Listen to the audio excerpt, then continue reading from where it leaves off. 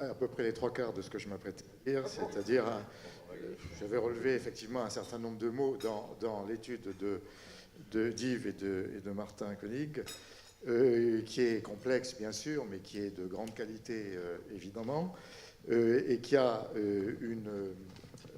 une qualité particulière, c'est qu'elle analyse et qu'elle objectivise, qu'elle s'efforce d'objectiviser cette question si complexe, ce vieux serpent de mer, dont chacun on ne s'empare pas de tout selon les cas.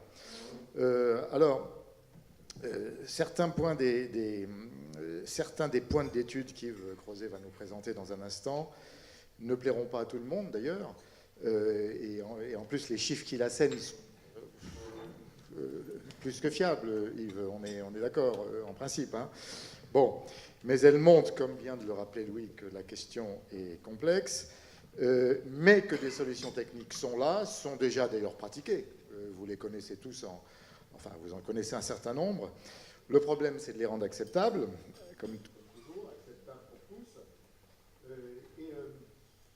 Et c'est complexe parce qu'elle dépasse largement la problématique du transport à proprement parler. Elle touche à la vie des gens au quotidien, elle touche à des aspects juridiques, elle touche à des aspects techniques et de liberté de chacun qui ne rendent pas la décision très très facile. Donc, comme Louis, bien sûr, à ma toute petite échelle, n'est-ce pas, je confirme que seuls les politiques, une fois qu'ils ont lu, et Yves va donner les clés de cette analyse, une fois qu'ils l'ont lu et digérée et comprise, c'est à eux d'agir. Je vais prendre un exemple que vous avez tous vu hier, je crois, dans la presse, c'est qu'à Madrid, donc en Espagne, la municipalité vient de décider d'interdire l'accès du centre-ville aux véhicules polluants à partir de 2023, oui, parce qu'il y a une période d'expérimentation, lesquels véhicules polluants seront repérés par caméra. Voilà. Donc on va essayer de faire émerger concrètement, et il faut qu'on y arrive au cours de ce débat, quelques pistes sérieuses.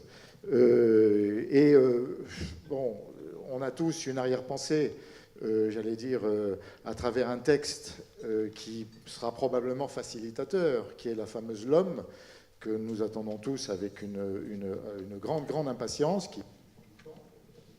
pour différentes raisons, et qu'elle va peut-être aider certaines décisions. Je passe immédiatement la parole à Yves. Merci Michel, et merci Louis et Philippe. Merci à tous d'être... Vous aviez faim parce qu'apparemment il y a beaucoup de monde, mais alors le sujet est intéressant. D'abord sur ce sujet, ça a été pour moi un plaisir parce que j'ai rajeuni d'au moins 20 ans. Non pas seulement parce que j'ai pu travailler avec Martin Koenig, je crois que c'est comme ça qu'il faut prononcer. Non, Koenig, voilà, pardon, à l'allemande. Mais aussi parce que ce thème-là est un vieux thème.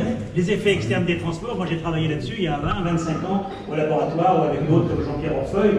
Et pour nous, c'est une affaire entendue. C'est pour ça que la note vous paraît complexe, mais pour nous, on a vraiment plongé dans l'archéologie des connaissances.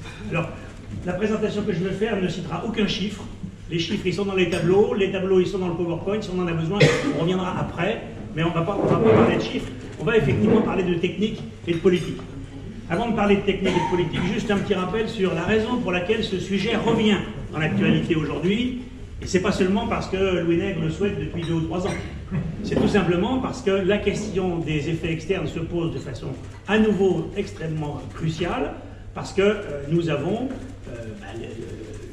les engagements climatiques, et le rapport du GIEC l'a rappelé hier, nous avons la pollution en zone urbaine.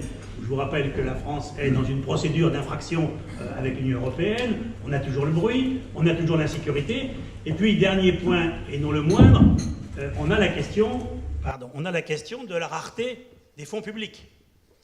Donc il faut bien comprendre que l'opportunité de ce débat est liée aussi à ce phénomène-là. Alors je reviens rapidement sur les questions techniques. Alors il faut que j'appuie sur ici en haut, c'est ça, non? Oh là là, attention. Qu'est-ce que j'ai fait là? Comment est-ce qu'on va pouvoir sortir ça? Comment est-ce qu'on sort le clavier? Parce que le Pavlov, il est trop compliqué pour moi. Voilà, merci. Voilà. Alors, vous avez là la grille de lecture simple qui n'est pas dans le document, mais que vous avez tous compris. Donc, il faut appuyer sur le... En haut. Ah, d'accord, haut et bas, très bien. Donc, vous avez des effets externes positifs et des effets externes négatifs, les deux existent, et vous avez les pécuniaires et les technologiques. Et les pécuniaires n'intéressent pas l'économiste, puisque l'effet externe pécuniaire, c'est quelque chose qui, de toute façon, est intégré dans les coûts. C'est déjà internalisé. Donc, par exemple, vous avez une hausse de la demande qui fait monter un certain prix, par exemple le prix du pétrole, il augmente, c'est un effet externe pécuniaire, c'est comme ça. Voilà, c'est un effet externe, mais il est pécuniaire. Par contre, ce qui intéresse les économistes, ce sont les effets externes technologiques, c'est-à-dire ceux qui vont modifier le coût ou l'utilité en positif ou en négatif, alors que ce n'est pas intégré dans les prix. Le marché les oublie, alors que la première catégorie, le marché les prend en compte. Donc c'est pour cela, par exemple, qu'on ne subventionne pas l'achat d'une automobile, même si l'achat d'une automobile est pour vous un effet externe pécuniaire, parce qu'avec votre voiture, vous pouvez aller plus loin, le prix de l'essence peut baisser, mais on ne subventionne pas, parce que tout ça, c'est dans les prix. Par contre, on va être obligé de subventionner les transports en commun, parce qu'eux, ils provoquent un effet externe positif, mais si on ne les subventionne pas, il n'y a pas de transport en commun. Donc voilà pour l'essentiel. Deuxième aspect technique, le fait qu'une fois qu'on a dit qu'il fallait internaliser les effets externes, positifs ou négatifs, il faut les remettre dans la décision des acteurs, donc les remettre dans le prix, quelque part. Vous avez 4 façons d'intervenir. La première est la plus connue et la plus simple, elle est extrêmement répandue, elle est indispensable, c'est la réglementation.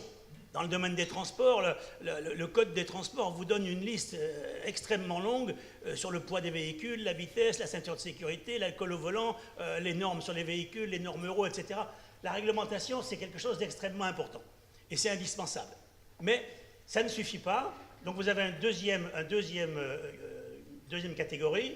Non, pardon, j'aurais pas dû faire ça. Voilà. Non, il faut remonter là. Voilà. Une deuxième catégorie qui est la subvention. Et là, il s'agit essentiellement d'internaliser des effets externes positifs. On va subventionner les transports ferroviaires, subventionner les transports collectifs. Éventuellement, pour empêcher des effets externes négatifs, on va subventionner l'achat de véhicules moins polluants, par exemple. Et souvent, on s'arrête là. C'est-à-dire qu'on s'arrête à ce niveau-là parce que les subventions, tout le monde est d'accord pour en recevoir. En distribuer, c'est plus difficile. La réglementation, ça vient tout de suite à l'esprit. On va interdire, l'exemple de Madrid, on va interdire les véhicules polluants. Quand on fait une approche économique, donc sur la partie basse ici, évidemment, on tombe... Alors, je ne parlerai pas des permis négociables parce que ça existe déjà pour le CO2 à l'échelle européenne, mais ça existera peut-être un jour dans les transports. Mais il faut parler de la taxation et de la tarification. Et là, j'en viens à l'aspect technique. Sur la question de l'évaluation des coûts externes et des effets externes, on sait déjà beaucoup de choses. On sait par exemple que les effets externes positifs du transport sont pris en compte largement. Ils sont pris en compte dans l'analyse économique quand on étudie un projet, puisqu'on regarde les morts évitées, on regarde la pollution évitée. Ils sont pris en compte par le fait que depuis 200 ans, on subventionne très fortement les routes, plusieurs milliards, 14 milliards d'euros par an à peu près, entre le fonctionnement, etc. On subventionne les transports collectifs, on subventionne la recherche dans les transports. Donc tous ces effets externes positifs, ces bénéfices externes sont pris en compte par la collectivité, même si elle ne les estime pas toujours. Dans les projets actuellement du Grand Paris, on a essayé d'estimer les impacts sur la croissance économique de ce grand projet qui est le Grand Paris Express. Donc les effets externes positifs ne sont pas oubliés. Les effets externes négatifs sont eux aussi assez bien connus et ils sont bien évalués. Donc le ministère a fait des travaux que nous avons utilisés avec Martin. Les chiffres ne sont pas encore tout à fait officiels parce qu'ils vont être publiés dans le tome 2 des comptes transport de la nation d'ici quelques temps, mais les chiffres que vous avez dans les documents, nous ne les avons pas inventés. Nous les avons simplement repris dans le cadre notamment des assises de la mobilité ou des commissions des comptes transport de la nation. Donc ce que nous disent ces chiffres, c'est qu'on connaît très très bien les effets externes et les coûts externes, mais quand on regarde les politiques publiques, on s'aperçoit que la question des coûts externes est relativement peu corrélée aux politiques publiques. Alors on le voit quand on regarde les taux de couverture, autrement dit, les modes de transport, avec ce qu'ils payent, est-ce qu'ils couvrent les coûts externes? Bien, c'est d'un extrême à l'autre. Si vous roulez sur une autoroute, même avec un poids lourd, une autoroute à péage, vous couvrez largement les coûts d'infrastructure et vous couvrez plus que les coûts externes si vous avez fait le plein de carburant en France. Même chose pour une automobile. Si vous, par contre, vous circulez en zone urbaine, y compris d'ailleurs avec un véhicule électrique, vous êtes très très loin de couvrir les coûts externes. Autrement dit, de mon point de vue d'économiste, tu parlais tout à l'heure, Louis, de prudence. Dans le texte, j'avais mis que les décideurs publics étaient pusillanimes. On m'a fait remarquer que c'était un petit peu désagréable ce terme. Ça veut dire qu'on hésite à prendre une décision. Alors évidemment, quand on a voulu faire le permis à points, on a eu une grève des poids lourds pendant un mois. Quand on a voulu mettre l'écotaxe, tout a échoué. Donc on comprend la pusillanimité des élus. Mais nous, ce que l'on dit, c'est qu'il faut franchir ce cap. Il faut franchir cette étape.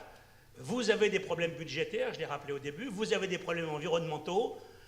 Arrêtez de croire que c'est seulement en subventionnant le ferroviaire et les transports collectifs que vous vous en sortirez, et arrêtez de croire que c'est seulement en interdisant les véhicules sales que vous vous en sortirez. Il faudra d'une façon ou d'une autre intégrer la tarification. Et la tarification, elle peut être intelligente, elle peut être d'abord par une première étape, par une vignette, on commence, on fait payer l'infrastructure, parce qu'une vignette c'est pour l'infrastructure, c'est pas pour la pollution. Voilà. Et puis ensuite, petit à petit, on pourrait faire payer un petit peu plus. Et ce que nous avons dit à la fin, c'est que l'idée centrale, c'est bien d'arriver vers quelque chose, mais qui est vieux, comme les économistes, c'est le principe d'usager-payeur et de pollueur-payeur. Toute mobilité motorisée a un coût pour la collectivité, y compris, comme va le dire mon voisin tout à l'heure, la consommation d'espace, qui est la chose la plus rare dans une collectivité publique. Donc tous ceux qui consomment de l'espace doivent contribuer au financement de cette consommation d'espace, des coûts environnementaux, et que pour cela, il faut se donner un horizon de couverture des coûts, ce qui suppose, et j'en terminerai par là, de considérer que la mobilité rentre dans le monde du domaine marchand. Donc, il y a un choix qui a été fait au début du 19e siècle, qui a été fait au même moment d'ailleurs en Grande-Bretagne sans révolution, et nous avec la révolution, c'est de développer les routes et de les rendre gratuites, alors qu'elles étaient payantes. Donc on a un système aujourd'hui de mobilité routière qui est fondé sur le couple gratuité, réglementation, et dans la réglementation, la régulation se fait uniquement par la congestion. Donc gratuité, réglementation. C'est ce couple-là que certains aujourd'hui appliquent au transport collectif en disant puisque la route c'est gratuit et qu'on se contente de faire de la subvention et de la réglementation, eh bien on va faire pareil pour les transports en commun. Gratuit, et puis on subventionne et on réglemente, et on régule par la congestion. Ce que je vous dis, c'est que cela ne correspond pas aux exigences environnementales, aux exigences de maintien de qualité de vie urbaine, aux exigences de financement public, et qu'il faut progressivement substituer à ce couple gratuité-réglementation le couple financement au moins partiel par l'usager et régulation au moins partielle par la tarification. Voilà, je vous remercie.